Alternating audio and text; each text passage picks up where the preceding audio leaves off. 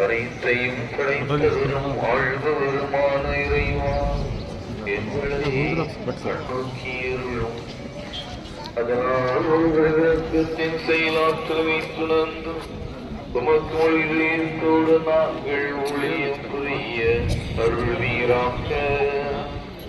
என்றென்று வாழ்ந்து ஆட்சி செய்கின்ற வழியாக உம்மை மன்றாடுகின்றோம்.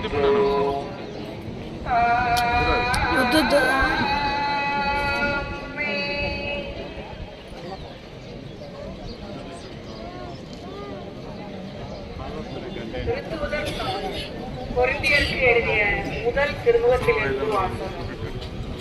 அதிகாரம் 11, இறை வார்த்தைகள் 17 முதல் 26 முடிய. சகோதரர் சகோதரிகளே, இவ்வறிவுரைகளை கொடுக்கும் நான் உங்களை பாராட்ட மாட்டேன்.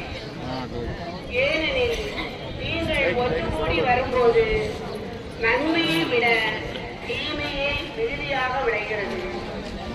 முதலாவது, நீங்கள் சபையாக கூடி வரும்போது உங்களிடையே பிளவுகள் இருப்பதாக கேள்விப்படுகிறேன். ஓரளவு அதை நம்புகிறேன். உங்களிடையே கட்சிகள் இருக்கத்தான் செய்யும்.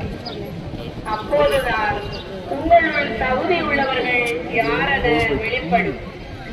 இந்நிலையில் நீங்கள் ஒன்றாக கூடி வந்து உண்பது ஆண்டவரின் திருவிருந்து அல்ல. ஏனெனில் நீங்கள் உண்ணும் நேரத்தில் ஒவ்வொருவரும் தாம் கொண்டு வந்த உணவை மற்றவர்களுக்கு முந்தியே உண்டுவிடுகிறீர்கள். இதனால் சிலர் பசியாய் இருக்க வேறு சிலர் முடிவெளியில் இருக்கிறார்கள். உண்பதற்கும்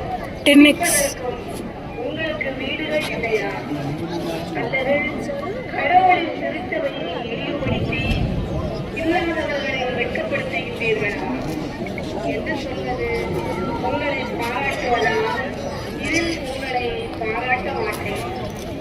ஆண்டவரிடம் இருந்து நான் எதை பெற்றுக் கொண்டேனோ அதையே உங்களிடம் ஒப்படைக்கிறேன். அதாவது ஆண்டவராகிய இயேசு காட்சி கொடுக்கப்பட்ட அந்த இரவில் அப்பத்தை எடுத்து